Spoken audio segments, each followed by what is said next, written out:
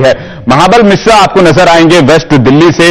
इसके अलावा आपको हम बताएं तो साथ में आप देख सकते हैं कि प्रवेश वर्मा जो कि बीजेपी की तरफ से खड़े हैं, हाल में उन्होंने हनी सिंह को लेकर रोड शो भी किया, और आम आदमी पार्टी की तरफ से जर्नैल सिंह आपको नजर आएंगे।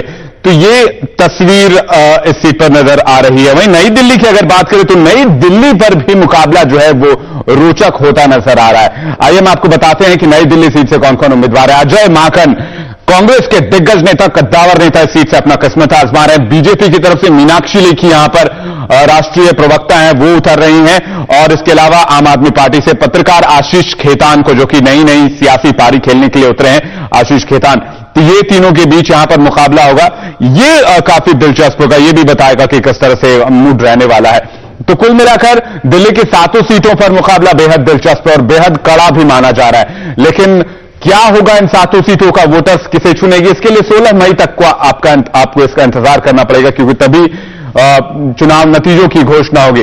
चलिए आगे के विश्लेषण के लिए चलते हैं अपने सहयोगी रमेश के पास। रमेश, बहुत बहुत शुक्रिया विवेक, दोबारा आपके पास आएंगे और आगे की सीटें किस तरह से महत्वपूर्ण है वो आपसे समझने की कोशिश करेंगे।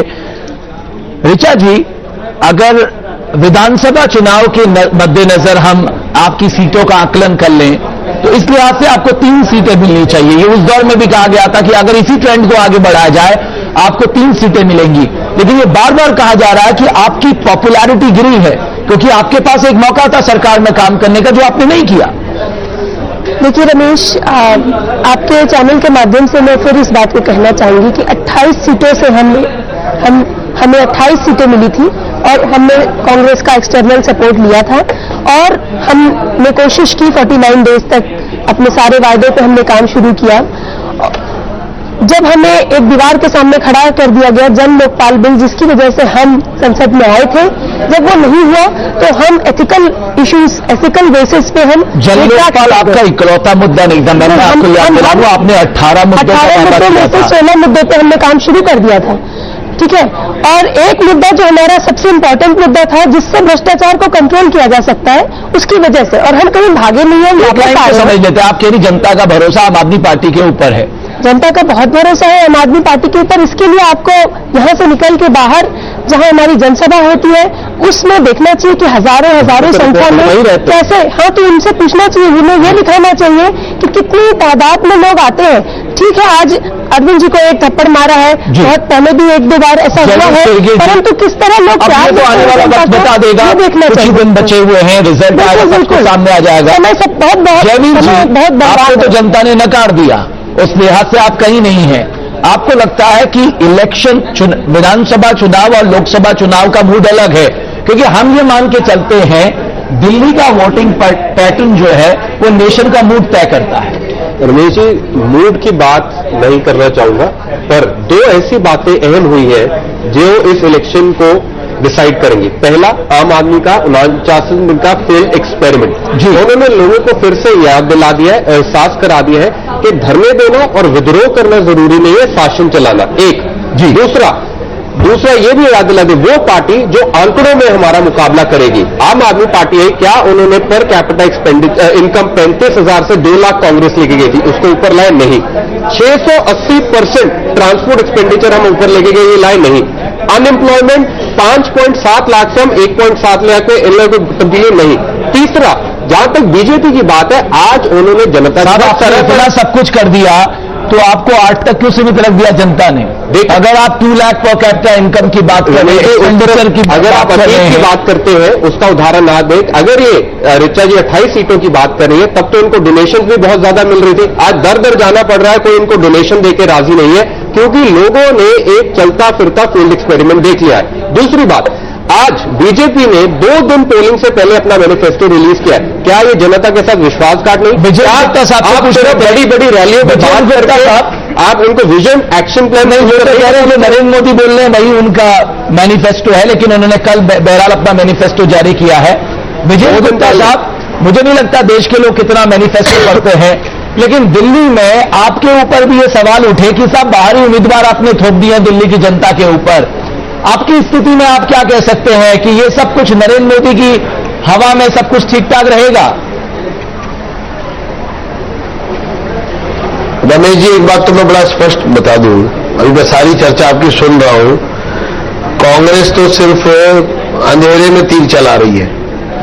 कांग्रेस के पल्ले अब कुछ नहीं है, ये साफ रूप से नजर आ रहा है, क्योंकि ये जो 10 साल के कुशासन हमारे सामने, जिस तरह महंगाई हुई है, जिस तरह से भ्रष्टाचार बढ़ा है, जिस तरह की महिलाओं की सुरक्षा के मामले में सरकार पूरी तरह विफल सिद्ध हुई है, और सिर्फ विफल सिद्ध नहीं हुई है, ये मनी का अवमूल्यन हो रहा है, और जिस तरह से पाकिस्तान भारत पर हावी हो रहा है, जी घुसपैठ हो रही है, तो हर फ्रंट पे ये सरकार विफल हुई है। इसलिए कांग्रेस से बात करने का, ये सरकार विफल हुई है, आपकी सरकार कांग्रेस के बाद है। आपने 10 साल यहाँ पर कुछ पलों के लिए रुक रहा हूं, मैं आऊंगा वापस। मैं एनके सिंह साहब से भी जानने की कोशिश करूंगा कि वाकई दिल्ली के लोग अपने को ठगा सा महसूस कर रहे हैं, या अभी भी आपको लेकर उनके दिल में एक भावना है कि इस पार्टी को और मौका दिया जाना चाहिए। जल्द हम लौट रहे हैं।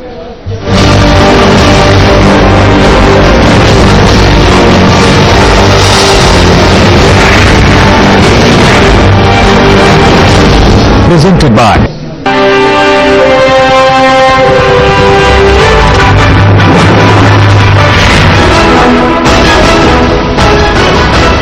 तो इस वक्त एक बड़ी खबर आ रही है। अजय राय नरेंद्र मोदी और अरविंद केजरीवाल को वाराणसी से टक्कर देंगे। तो अजय राय को कांग्रेस पार्टी ने उतारा है नरेंद्र मोदी के खिलाफ। हम आपको बता दें, पहले ये कहा जा रहा था कि कांग्रेस एक मजबूत कैंडिडेट देगी, आसानी से नहीं जीतने देगी, लेकिन अजय राय को उतारकर कांग्रेस ने कौन सा दांव चला है, ये देखना दिलचस्प होगा। तो अजय राय देंगे नरेंद्र मोदी और अरविंद केजरीवाल को टक्कर वाराणसी में। कांग्रेस पार्टी ने वाराणसी के लिए अजय राय को अपना प्रत्याशी बनाया है।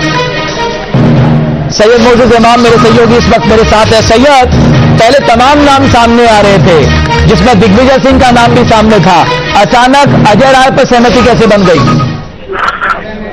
देखिए, पार्टी ने तय किया है कि जो लोकल कैंडिडेट है उसी को चुनाव लड़ा है, इसी हिसाब से अजय राय का नाम तय किया गया। हालांकि बहुत सारे नेता खुद अपने आप को वॉलंटियर कर रहे थे चुनाव लड़ाने के लिए, लेकिन ऐसा लगता है कि कांग्रेस ये लोकल वर्सेस बाहरी का राजनीति बनारस में करना चाहती है, इसलिए लोकल कैंडिडेट को प्रेफर किया गया है।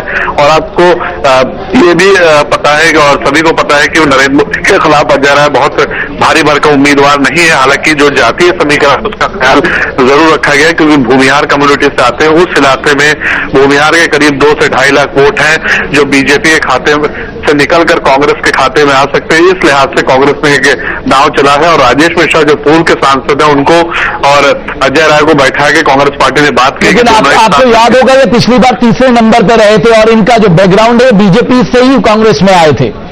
देखिए, अजीब इत्तेफाक है कि कांग्रेस के जो दोनों कैंडिडेट हैं नरेंद्र मोदी के खिलाफ, वो कहीं ना कहीं कांग्रेस में बाहर चाहे मधुसूदन मिस्त्री हो या फिर अजय राय हो। अजय राय पहले बीजेपी में एमएलए थे। मधुसूदन मिस्त्री के बारे में बताया जाता है कि कांग्रेस शुरू से नहीं किसी और पार्टी से यहाँ पे आए, तो जाहिर सी बात है कि कांग्रेस के सामने मोदी के खिलाफ खड़ा करने के लिए कोई कांग्रेस का आदमी नहीं मिला, बल्कि ऐसा आदमी मिला जो कहीं ना कहीं दूसरी पार्टियों से आए। तो एक लीडरशिप के बेसवाल होता है। राहुल गांधी जो तमाम बातें करते उस पर सवाल करते हैं कि अजय राय क्योंकि एक मसल मैन के तौर पर बनारस में बहुत ज्यादा मशहूर है, ये किसी बात से छिपी नहीं। लेकिन अगर जातिगत लिहाज से भी देखा जाए तो एक तरह से नरेंद्र मोदी के लिए बहुत आसान जीत हो जाएगी, अगर इस लिहाज से देखा जाए तो।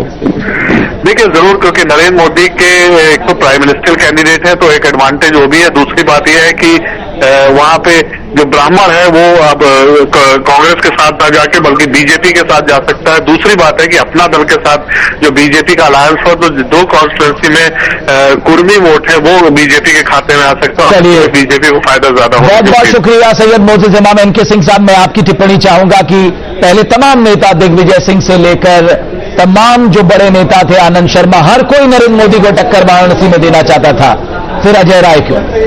नहीं, देखिए, असली बात यह है कि न दिग्विजय सिंह, न राशिद अल्वी, न कोई और ये जो ताल ठोक रहे थे, ये इधर ही ठोक रहे थे ये बताने के लिए कि मैं डरता नहीं हूं। फैक्ट यह है कि मैं किसी की भी हिम्मत नहीं हो रही थी कि जाके वहां से लड़े। और पहली सबसे बड़ी बात यह है कि वहां से न तो दिग्विजय सिंह लड़ पाते कायदे से, कोई नहीं लड़ पाता। हाँ, चुनाव हम लोग के लिए थोड़ा बहुत इंटरेस्ट का हो जाता। अजय राय में प्लस पॉइंट यह है कि वो लोकल है भूमियार है, भूमियार का पॉपुलेशन 2.5 लाख है। और उसके अलावा पिछले इलेक्शन में जब नंबर 3 पे थे तो उसकी वजह से जो सेकंड नंबर पे था कैंडिडेट, तो फिर ये कहा जा रहा था साहब हम आसानी से जीत नहीं होने देंगे, कांग्रेस के पास कोई कैंडिडेट नहीं था, ये माना जाए। बिल्कुल बिल्कुल कोई नहीं, अजय राय ही एक कैंडिडेट था जो कि एक पोटेंट थ्रेट हो सकता था, वो भी मोदी के लिए नहीं। मुझे नहीं लगता है कि मोदी के लिए। शिरगिल साहब, आप बेहतर बता सकते हैं, क्या समझ के आपने अजय राय को नरेंद्र मोदी के सामने खड़ा किया तो मुरली मनोहर जोशी से तीसरे नंबर पर रह गए?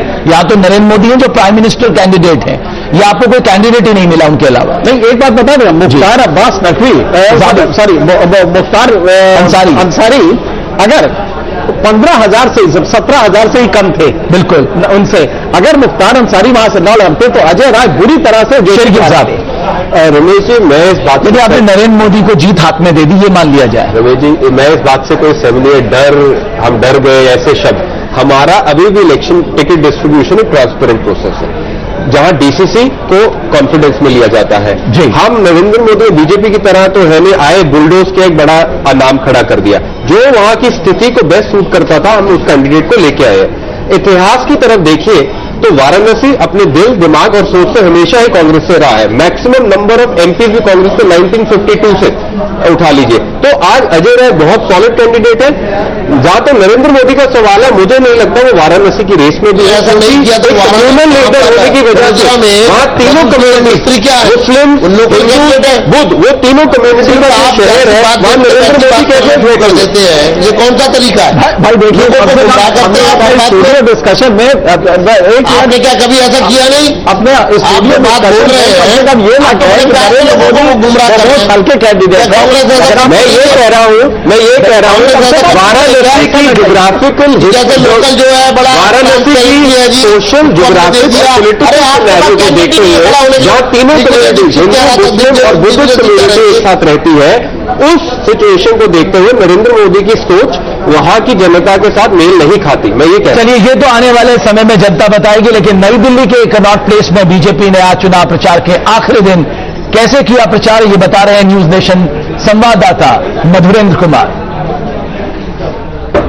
चुनाव प्रचार के आखिरी लम्हों का रंग हम आपको दिखा रहे हैं दिल्ली के कनॉट प्लेस में, मेट्रो स्टेशन के ठीक बाहर। आप देखिए जरा किस तरह से बीजेपी के वॉलंटियर्स मोदी के नाम पर यहां चुनाव प्रचार कर रहे हैं। नमो फॉर पीएम का टी शर्ट और तमाम आप देख सकते हैं कि किस तरह से हैंडबिल और फेस मास्क लगाकर यहां पर लोगों को प्रभावित करने की कोशिश की जा रही है। खासतौर पर जो कम्यूटर्स हैं वह मेट्रो में आने जाने वाले और कनॉट प्लेस में घूमने वाले यंगस्टर्स, और खासी संख्या में आप देख सकते हैं कि यहां पर टूरिस्ट भी आते हैं। और इन सभी लोगों को कम्युनिकेट करने का जो तरीका है वह साफ तौर पर देख सकते हैं कि किस तरह से बैनर, पोस्टर्स और सीधे तौर पे पैम्पलेट्स भी बांटे जा रहे हैं। इसके अलावा आप देख सकते हैं कि मोदी का जो ये पूरा का पूरा आप देख सकते हैं कि जो फेस मास्क है वो अभी कागज का जो है वो दिखाई दे रहा है, वह पहना जा रहा है और पहनाया जा रहा है।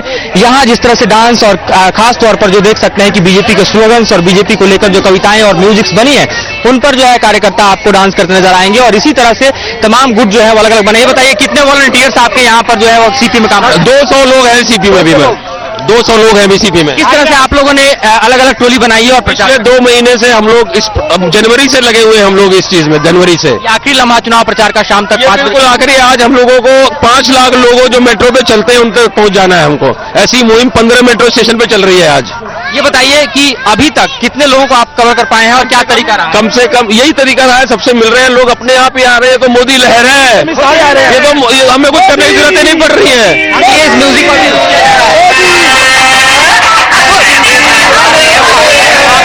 और देख सकते हैं कि किस तरह का माहौल जो है वह दिखाई दे रहा है साफ तौर पे, न सिर्फ कनॉट प्लेस में बल्कि वॉलंटियर्स बता रहे हैं कि दिल्ली के 15 मेट्रो स्टेशन पे कोशिश की जा रही है कि जो कम्यूटर्स हैं जो दिल्ली में खासतौर पर मेट्रो का इस्तेमाल करते हैं उन तक ये संदेश पहुंचाया जाए और बीजेपी के पक्ष में लहर और एक तरह से कहीं न कहीं वोट डालने के लिए प्रेरित किया जाए। जाहिर सी बात है कि अपनी कोशिश में कितने कामयाब होंगे यह तो चुनाव परिणाम बताएगा, लेकिन कुल मिलाकर जिस तरह से बीजेपी की स्ट्रेटजी जो है वो काम कर रही है उसका एक बेहतरीन दृश्य है चुनाव प्रचार खत्म होने के ठीक पहले तक। के साथ मधुरेंद्र कुमार, दिल्ली। और अब आपको दिखाते हैं पूर्वी दिल्ली के दंगल में किस किस की किस्मत दांव पर लगी है। संसदीय क्षेत्र के इलाकों में पूर्वी दिल्ली संसदीय क्षेत्र में इस बार कांग्रेस, बीजेपी और आम आदमी पार्टी के बीच त्रिकोणीय मुकाबला है। कांग्रेस ने मौजूदा सांसद संदीप दीक्षित को मैदान में उतारा है। संदीप दीक्षित दिल्ली की पूर्व सीएम शीला दीक्षित के बेटे हैं, जिन्हें दिल्ली विधानसभा चुनाव में करारी हार का सामना करना पड़ा था। इस सीट पर संदीप दीक्षित के मुकाबले में बीजेपी से महेश गिरी हैं। महेश गिरी आर्ट ऑफ लिविंग के संस्थापक श्री श्री रविशंकर से जुड़े रहे हैं। कुछ महीने पहले वो बीजेपी में शामिल हुए थे और अब पूर्वी दिल्ली से किस्मत आजमा रहे हैं। वहीं आम आदमी पार्टी ने बड़ा दांव चलते हुए यहां से महात्मा गांधी के पोते राजमोहन गांधी को मैदान में उतारा है। बीजेपी उम्मीदवार महेश गिरी और आप के राजमोहन गांधी को बाहरी बताने वाले विरोधियों से जूझना पड़ रहा है। 18 लाख से ज्यादा मतदाताओं वाले इस संसदीय क्षेत्र में काफी संख्या में झुग्गी झोपड़ियां और अनाधिकृत कॉलोनियां हैं। इस सीट पर यमुना पार के इलाके लक्ष्मी नगर, गणेश नगर, विनोद नगर, पटपड़गंज जैसे इलाके शामिल हैं। मुस्लिम मतदाताओं को कांग्रेस का मजबूत वोट बैंक समझा जा रहा है, लेकिन विधानसभा चुनाव में आम आदमी पार्टी ने इसमें सेंध लगा दी थी, जिसे वापस पाने के लिए कांग्रेस में छटपटाहट है। संदीप दीक्षित मतदाताओं के सामने पिछले 10 सालों में कराए गए कामों के आधार पर वोट मांग रहे हैं, तो महेश गिरी मोदी के सहारे चुनावी वैतरणी पार करना चाह रहे हैं। वहीं राजमोहन गांधी को आपके करिश्मे के साथ साथ गांधी नाम का सहारा है। अब देखना होगा कि मतदाता किसके नाम पर बटन दबाता है। Team news nation. किस वजह से आप नहीं मिली? तो किसका सहारा किस तरह काम करता, जनता को कितना लुभाता है, ये देखना दिलचस्प होगा। लेकिन आपको दिखाते हैं दक्षिणी दिल्ली का दरअसल हाल क्या है, यहां मुकाबला किसके बीच में है। दिल्ली के पौष इलाकों में शुमार दक्षिणी दिल्ली में भी इस बार सियासी पारा अपने उफान पर है। दक्षिणी दिल्ली में इस बार बीजेपी ने अपने नेता रमेश बिधूड़ी को मैदान में उतारा है, जबकि उन्हें टक्कर देने के लिए कांग्रेस ने रमेश कुमार को मौका दिया है। तो वहीं आप से कर्नल देवेंद्र सहरावत ताल ठोकते दिखाई दे रहे हैं। पिछले लोकसभा चुनाव में यहां से कांग्रेस ने जीत हासिल की थी, जबकि विधानसभा चुनाव में आम आदमी पार्टी ने शानदार दमखम दिखाया था। बीजेपी के उम्मीदवार रमेश